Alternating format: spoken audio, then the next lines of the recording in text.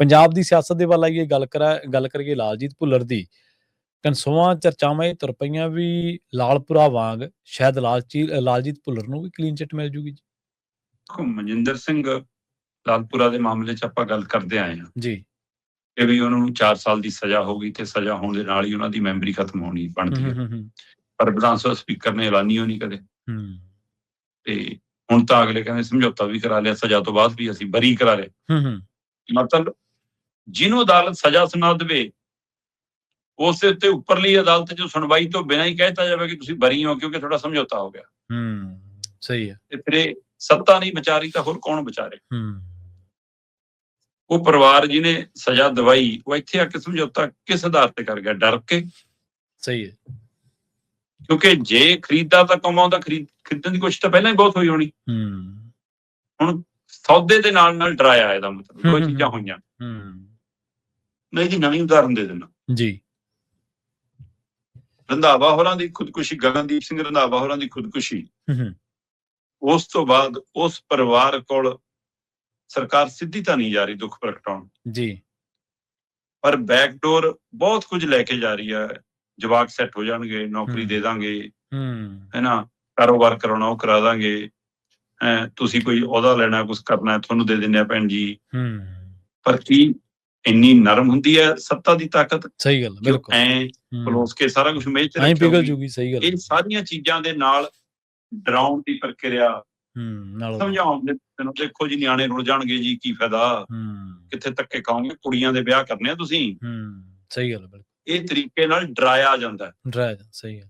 ਸੋ ਇਸ ਲਈ ਰੰਧਾਵਾ ਪਰਿਵਾਰ ਨੂੰ ਡਰਾਉਣ ਦੀ ਕਵਾਇਦ ਤਾਂ ਇੱਥੇ ਤੱਕ ਗਈ ਕਿ ਤੁਸੀਂ ਦਿਨ ਦਿਹਾੜੇ ਉਹਨਾਂ ਦੀਆਂ ਲਾਈਟਾਂ ਕਟਵਾਤੀਆਂ, ਬੱਤੀ ਕਟਵਾਤੀ,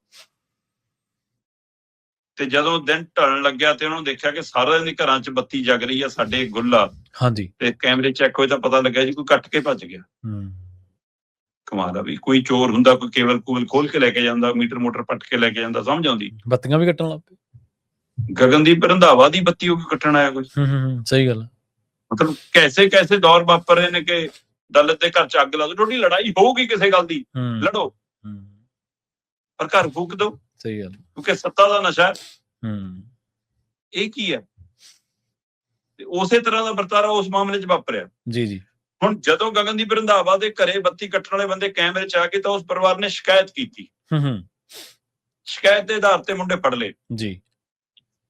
ਇੱਕ ਮੁੰਡੇ 23 ਸਾਲਾ ਮੁੰਡੇ ਦੀ ਪੁਲਿਸ ਦੀ ਹਿਰਾਸਤ 'ਚ ਮੌਤ ਹੋ ਗਈ। ਹੁਣ ਉਹਨਾਂ 'ਚੋਂ ਹੀ ਜੀ, ਬਿਜਲੀ ਕੱਟਣ ਵਾਲੇ ਜਿਹੜੇ ਫੜੇ ਗਏ, ਉਹਨਾਂ 'ਚੋਂ ਇੱਕ ਮੁੰਡੇ ਦੀ 23 ਸਾਲਾ ਮੁੰਡਾ ਗੁਰਬਖਸ਼ ਸਿੰਘ। ਠੀਕ ਹੈ ਜੀ। ਉਹਦੀ ਹਿਰਾਸਤੀ ਮੌਤ ਹੋ ਗਈ। ਹੁਣ ਜਿਨ੍ਹਾਂ ਦੇ ਘਰ ਦਾ ਜੀ ਆ ਉਹ ਤਾਂ ਕਹਿਣਗੇ ਕਿ ਪੁਲਿਸ ਨੇ ਮਾਰਤਾ, ਤਸ਼ੱਦਦ ਕਰਤਾ, ਪਰ ਜਿਹੜੀ ਸ਼ਿਕਾਇਤ ਕਰਤਾ ਧੀਰ ਸਿੰਘ ਗਗਨਦੀਪ ਸਿੰਘ ਰੰਧਾਵਾ ਹੋਰਾਂ ਦੀ, ਉਹ ਕਹਿ ਰਹੀ ਹੈ ਕਿ ਪੁਲਿਸ ਨੇ ਕੋਈ ਵਧੀਕੀ ਕੀਤੀ ਆ ਉਸ ਬੱਚੇ ਨੂੰ। ਉਹ ਸਮਝਦੇ ਨੇ ਕਿ ਪੁਲਿਸ ਕੀ ਕੁਝ ਕਰ ਸਕਦੀ ਹੈ ਨਾ। ਸਹੀ ਗੱਲ, ਬਿਲਕੁਲ ਜੀ, ਬਿਲਕੁਲ। ਇਹ ਤੁਸੀਂ ਇੱਥੋਂ, ਹੁਣ ਜੇ ਤਾਂ ਤੁਸੀਂ ਇਸ ਸ਼ਿਕਾਇਤ ਦੇ ਆਧਾਰ ਤੇ ਬੰਦੇ ਫੜੇ ਨੇ ਤਾਂ ਉਹਨਾਂ ਤੋਂ ਬਰਾਮਦ ਕੀ ਕਰਨਾ? ਸਿਰਫ ਇੰਨਾ ਹੀ ਪੁੱਛਣਾ ਨਾ ਕਿ ਕੌਣ ਹੈ।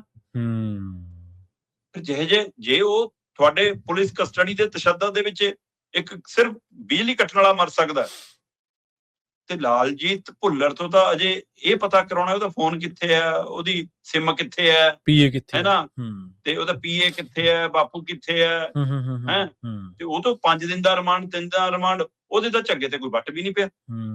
ਸਹੀ ਹੈ, ਬਿਲਕੁਲ। ਤੇ ਕਮਾਲ ਹੈ, ਪੁਲਿਸ ਕਹਿ ਰਹੀ ਹੈ ਕਿ ਅਸੀਂ ਫੋਨ ਬਰਾਮਦ ਕਰਨਾ ਹੈ ਨਾ, ਤੇ ਪਹਿਲੇ ਦਿਨ ਖਬਰਾਂ ਆ ਰਹੀਆਂ ਕਿ ਗ੍ਰਿਫਤਾਰੀ ਤੋਂ ਤੁਰੰਤ ਬਾਅਦ ਫੋਨ ਦੇ ਉੱਤੇ ਇੰਟਰਵਿਊ ਹੋਈ ਹੈ।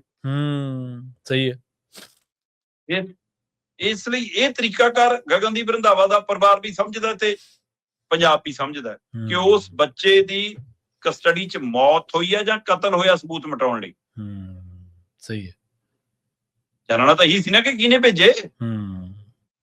ਤੇ ਇਹ ਸਾਰੇ ਵਰਤਾਰੇ ਦੇ ਵਿੱਚ ਤੁਸੀਂ ਇੱਕ ਚੀਜ਼ ਦੇਖੋ ਕਿ ਇਹਦਾ ਮਤਲਬ ਲਾਲਜੀਤ ਭੁੱਲਰ ਦੇ ਪਿੱਛੇ ਸਟੇਟ ਖੜਾ, ਲਾਲਜੀਤ ਭੁੱਲਰ ਦੇ ਪਿੱਛੇ ਸਰਕਾਰ ਖੜੀ ਹੈ, ਲਾਲਜੀਤ ਭੁੱਲਰ ਦੇ ਪਿੱਛੇ ਤਾਕਤ ਖੜੀ ਹੈ। ਤੇ ਫਿਰ ਉੱਥੇ ਤਾਂ ਮਤਲਬ ਕਿ ਲਾਲਪੁਰਾ ਦੇ ਮਾਮਲੇ 'ਚ ਤਾਂ ਫੈਸਲਾ ਤੱਕ ਹੋ ਗਿਆ ਸੀ, ਸਜ਼ਾ ਤੱਕ ਹੋ ਗਈ ਸੀ, ਹੈਨਾ, ਕੇਸ ਤੱਕ ਖਤਮ ਹੋ ਕੇ ਉੱਪਰਲੀ ਅਦਾਲਤ ਦੀ ਪ੍ਰਕਿਰਿਆ ਚੱਲ ਗਈ ਸੀ। ਇੱਥੇ ਤਾਂ ਜੇ ਰਿਮਾਂਡ ਪਹਿਲਾਂ ਪੁਲਿਸ ਰਿਮਾਂਡ ਸੀ, ਹੁਣ ਜੁਡੀਸ਼ੀਅਲ ਰਿਮਾਂਡ ਹੈ। ਅਗਲੇ ਕਹਿਣਗੇ ਜੀ ਠੀਕ ਹੈ ਜੀ, ਬੋਲਣ ਚੱਲਣ ਵਾਲਾ ਕੁਛ ਰਿਹਾ ਨਹੀਂ ਜੀ, ਹੁਣ ਦੇ ਦਿੰਦੇ ਆ ਜੀ ਜ਼ਮਾਨਤ, ਕੇਸ ਚੱਲੀ ਜਾਊਗਾ। ਸਹੀ ਗੱਲ ਹੈ। ਤੇ ਫਿਰ ਇਸ ਲਈ ਇਸ ਮਾਮਲੇ 'ਚ ਸਮਝੌਤਾ ਕਰਾਉਣ ਦੇ ਲਈ ਕਿਸ ਹੱਦ ਤੱਕ ਜਾ ਸਕਦੇ ਹੋ, ਹਿਸਾਬ ਲਾ ਲਓ। ਤੇ ਫਿਰ ਇਹਦਾ ਮਤਲਬ ਲਾਲਜੀਤ ਭੁੱਲਰ ਨੂੰ ਵੀ ਲਾਲਪੁਰੇ ਵਾਂਗ ਕਲੀਨ ਚਿੱਟ ਮਿਲਣ ਦੀ ਸੰਭਾਵਨਾ ਬਣਦੀ ਜਾ ਰਹੀ ਹੈ। ਔਰ ਤਾਕਤ ਜਿਹੜੀ ਸੱਤਾ ਦੀ ਹੁੰਦੀ ਆ, ਉਹ ਕਿਸੇ ਵੀ ਜੇ ਗੁੰਡਾਗਰਦੀ ਵਾਲੀ ਤਾਕਤ ਬਣ ਜਾਵੇ ਫਿਰ ਉਹ ਕੁਝ ਵੀ ਕਰਾ ਸਕਦੀ। ਕੁਝ ਵੀ ਕਰਾ ਸਕਦੀ, ਬਿਲਕੁਲ। ਫਿਰ ਉਹਦਾ ਪੱਧਰ ਨਹੀਂ ਰਹਿੰਦਾ ਕੋਈ, ਫਿਰ ਉਹ ਹੇਠਲੇ ਪੱਧਰ ਤੱਕ, ਹੇਠਲੇ ਨਿਗਾਰ ਤੱਕ ਚਲੀ ਜਾਂਦੀ ਹੈ।